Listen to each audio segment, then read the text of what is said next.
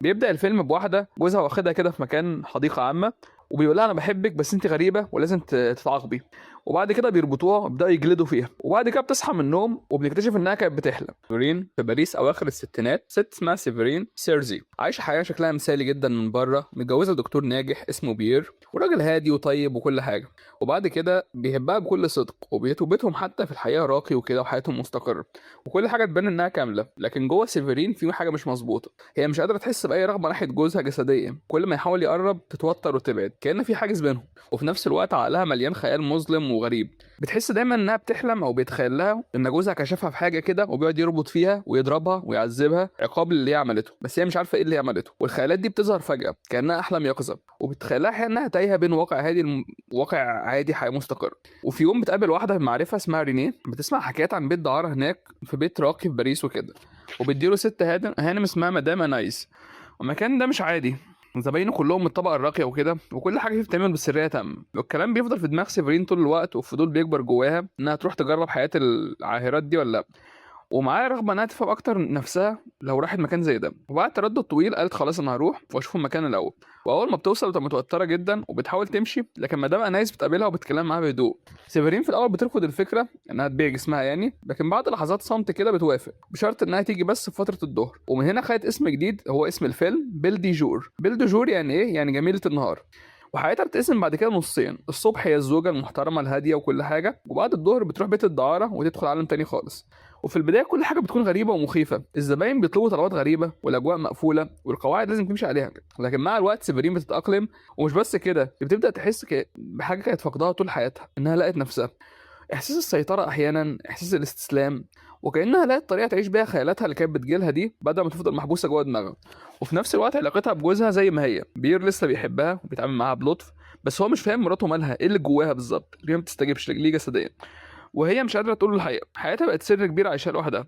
وفي يوم زبون غريب كده بيجي المكان، كان اسمه مارسيل، شاب متمرد وعنيف شويه، شكله خطر كده وعنده ثقه بزياده في نفسه ومختلف عن باقي الزباين. واول ما بيشوفها بيتشد لها بشكل واضح. هو مش مجرد زبون عادي، ده بدأ يتعلق بيها فعلا وبيحاول يخرج بره العلاقه دي وحدود المكان. وسيفرين في الاول بتحاول تبعد، لكن في نفس الوقت جزء منها منجذب ليه، والعلاقه بتبقى بجد خطره اكتر مع الوقت. ومارسيل بيبدا يطلب منها تقابله بره الشغل، وهي بتتردد، لكن في لحظه ضعف كده بتوافق. وهنا الخط الفاصل بين حياتها السريه وحياتها الحقيقيه بيختفي. وفي نفس الوقت في راجل من معارف جوزها اسمه هوزن، راجل ذكي كده وبارد، وبيبدا يشك في سيفرين. هو شافها قبل كده في مكان مشبوه، وبيحتفظ بالمعلومه دي لنفسه، وبدا يبتزها من غير ما يواجهها بشكل مباشر. بدا يلمح ان هو عارف السر بتاعها، وهو على الرغم كده صاحب جوزها، فممكن يقول له ان مراته عاهره وشغاله في بيت دعاره. وهي بدات على الناحيه التانيه تحس بخطر وكده، وتخاف ان حياتها كلها تنهار. ومارسيل حبيبها الجديد ده من ناحيه تانيه بقى اكتر هوس بيها، وبدا يغير عليها جدا، وبيطلب منها تسيب جوزها وتبقى معاه للابد. وسيفرين بترفض، بس رغم كل حاجه لسه مرتبطه بحياتها القديمه، والتوتر بيزيد لحد ما يوصل لنقطه انفجار.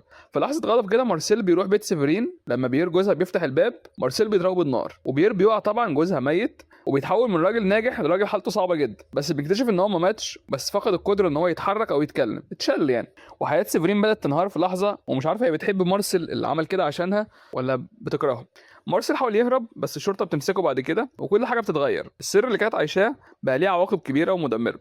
سيفرين بترجع لبيت جوزها بعد كده، بس المره دي مش كزوجه مثاليه بقى، دي ممرضه ليه وبتعتني بيه فعلا وهو عاجز. والصمت بيملى المكان وكل حاجه بقت تقيله. وفي يوم هوزن اللي كان بيبتزها ده بيجي يزورهم وبيقعد مع بير، وقال له على فكره انت مراتك شغاله في بيت دعاره، وبما انك خلاص اتشليت وكده، وبسبب البيت ده برضه اتشليت، بيت الدعاره ده، فهي مدوراها من الاخر من غير اي رحمه او تردد. وسيفرين بتبقى واقفه وسامعه كل كلمه، لكن رد فعل بير مش واضح، هو شبه ان هو مش قادر يعبر وهو اصلا مشلول. وسيفرين بتعيش لحظه رعب مستنيه الحكم بتاعها عليها. وفي النهايه المشهد يبقى غامض، بير فجاه بيظهر كانه رجع طبيعي، بيتكلم وبيتحرك، وسيفرين قاعده معاه بهدوء، وكل حاجه رجعت زي الاول.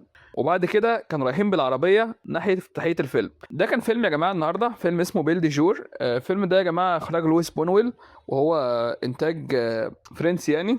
طب الفيلم ده عباره عن ايه وعايز يوصل لايه من الاخر؟ لانه هو فيلم ارت هاوس شويه ومنتمي للنوفول فياج او اللي هي الموجه الفرنسيه يعني. الفيلم يا جماعه بيحكي عن حياه انقسام الداخلي، اللي هي واحده عندها حياه مع جوزها، اخلاق وكل حاجه، وحياتها كبيل دي جور الرغبه واللاوعي والفوضى.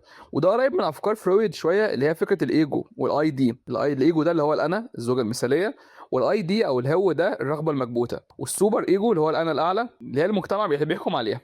تاني حاجة الرغبة عندها مرتبطة بالألم، يعني السيفرين دي مش بتستثار بالعاطفة الطبيعية بس بالخيالات اللي فيها خضوع وإهانة وعقاب، وده معناه إن رغبتها اتشكلت بشكل مش طبيعي، وحاليا نتيجة تربية صارمة وكبت طويل وصدمة قديمة. الفيلم بيلمح لحاجات في طفولتها كده برضه بس من غير توضيح كامل، فهي مش عايزة الألم من الآخر، هي اتعلمت إن الألم هو الطريق الوحيد للإحساس. وتالت حاجة الجسد، إن هو منفصل عن المشاعر، في حب بس مفيش رغبة، وفي رغبة بس مفيش حب، حاجة مع جوزها كده وحاجة مع الدعارة، وده أخطر أنواع الانفصال النفسي. سيفرين مش قادرة توصل لحالة واحدة في الاتنين مع بعض، إما تحبي أو تشتهي، الاتنين مع بعض مستحيل. طب آخر حاجة إيه مارسيل ده أو الراجل اللي كان بيضحي نفسه عشانها؟ ده واحد معنيف ومتهور وغريزي ومش خاضع لأي قانون، هو بيمثل الاي دي بشكل صريح، او الهويه يعني او الرغبه. بس سيفرين بتنجذب ليه مش لانه احسن، بس لانه بيعكس الجزء اللي هي خايفه تعترف بيه جواه. بس المشكله لما الرغبه بتتحرر بالكامل بتبقى مدمره، وده اللي حصل فعلا لما ضرب جوزها. خامس حد معانا هوزن ده اللي هو المجتمع اللي شايف وساكت. هوزن شخصيه مرعبه، فاهم كل حاجه وساكت بس مستني اللحظه. هو بيمثل المجتمع بان هو مش بريء ومش رحيم بس دايما بيراقب، ولما بيتكلم او بيتدخل بيدمر على طول. طب نهايه الفيلم عباره عن ايه، حقيقه ولا خيال؟ المشهد الاخير عبقري في حاجه واحده، لان بيير بيرجع طبيعي فجاه وهي قاعده معاه ورايحين خلاص في الطريق اللي هي بدأوا بيه الفيلم، فهل هو يعاقبها فعلا ولا ده حلم من احلام التانية؟ ورساله اعمق في الفيلم ان بونويل او المخرج بيطرح فكره هو الانسان يقدر يعيش بدون ما يواجه رغباته الحقيقيه؟ اجابه الفيلم كانت لا، لان مواجهتها ممكن تدمرك برضه. وسيفرين طبعا بتمثل انسان مكبوت ومنقسم وعايش بين صورتين لنفسه. ده كان الفيلم يا جماعه، عايزين تتفرجوا عليه هتلاقوه على النت عادي مترجم وكل حاجه. هو فيلم ارت هاوس. النوفيل فياج دي يا جماعه انا عارف انها تبان ما فيهاش تمثيل وما فيهاش حاجات كده، معتمد اكتر على الاخراج، بس لويس بونويل ده مخرج يستاهل تشوفوه يعني. وانا بشكل او باخر انفولفد في الحكايه دي، وشفت افلام كتير جدا بتاع 3000 فيلم، ومنهم كتير جدا في فرنسا طبعا. فلو عايزين اعمل لكم افلام تانية اقول لكم عادي حسب الموضوع. اشوفكم في حلقه جديده. محدش يقول لي يا جماعه ده مثليه ومش مثليه، انا ما بعلنش حاجه معينه او المواقع دي انتوا متعودين تشوفوها في اي حته، تمام. واخر حاجه عامل لكم صاحب على الايفون عايز تكسب وصل الفيديو 40 لايك واختار واحد من الكومنتات، ولو وصل 40 لايك النهارده او 100 200 مشترك اختار واحد بالليل. واشتغلوا بقى كده معايا يا جماعه واتفرجوا على فيديوهات كتير عشان القناه بدات خلاص لحد ما تمشي اهي، وده اعلى انطلاقه حصلت لي في اليوتيوب. انا عملت قناه مصارعه ولسه شغاله، وقناه تاريخ وجيمنج واحلام وتقريبا كل انواع عديت عليها، وقصص صوتيه، واكتر حاجه نجحت فيهم هي الملخصات دي. فخلوا الموضوع يكمل للاخر صح. اشوفكم في حلقه جديده، وصلوا الفيديو 40 لايك ومع السلامه.